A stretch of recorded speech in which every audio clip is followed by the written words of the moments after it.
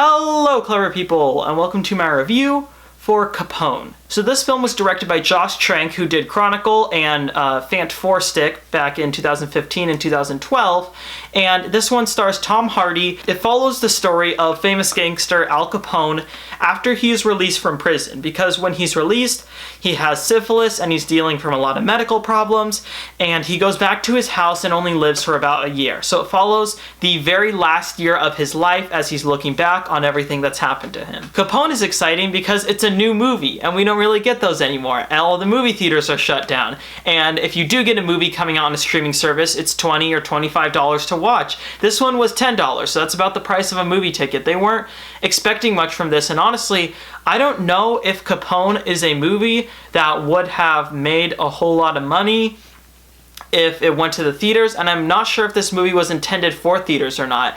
I actually don't know much about it. It kind of came up as a surprise to me. I didn't really know about it until probably until a couple of days before it opened, but I was interested in it because Tom Hardy is a fantastic actor. Even in movies like Venom, which aren't great, he really brings his charisma and can make it work. And Josh Trank is an interesting director. I haven't seen Chronicle, but I hated Fant4stick. I think that movie is absolutely terrible.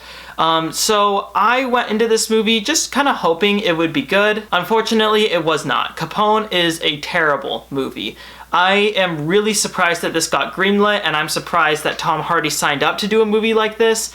And honestly, it kind of tarnishes the name of Tom Hardy to me. I love Tom Hardy. I think he can make any role work, and even if it's in a bad movie, he's usually the best part of it. But in this movie, he is absolutely terrible. He's talking in a really weird voice that sounds like somebody that smoked like 10 packs of cigarettes right before shooting.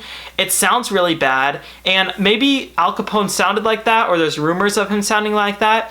I don't think that really matters. This is his own interpretation of the character, and to give him a voice and a personality in the way that he does, it just doesn't work. It feels super unreal, and honestly, at points laughable. And as a whole, this movie really was just a mess, and it was laughable like throughout. There's scenes that are supposed to be really sad where Al Capone is pooping himself in the bed, or he is he's starting to yell at his cleaners at his house because he doesn't remember where he is, and he's going through a lot of terrible mental health conditions and just physical health conditions.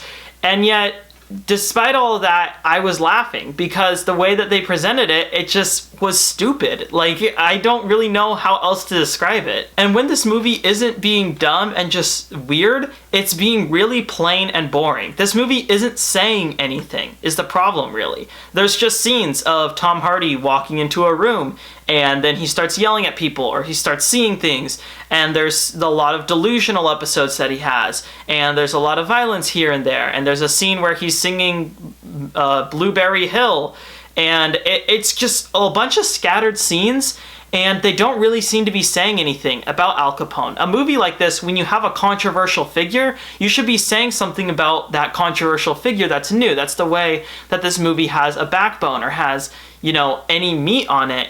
And it doesn't. It's just a bunch of scenes, and it's like, wow, look at this guy's life. Isn't it bad? Isn't it terrible? But it's not saying anything about it. It's just showing it and then expecting you to care, and it doesn't work like that. And as a result, I really did not enjoy watching Capone. And the direction here, too, is just terrible. The ensemble cast, there's a lot of people in this movie.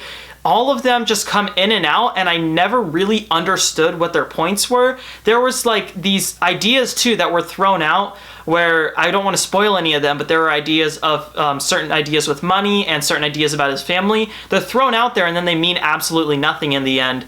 So overall, I was just underwhelmed by Capone. I think it's a terrible movie that's laughable at some points and really boring at others.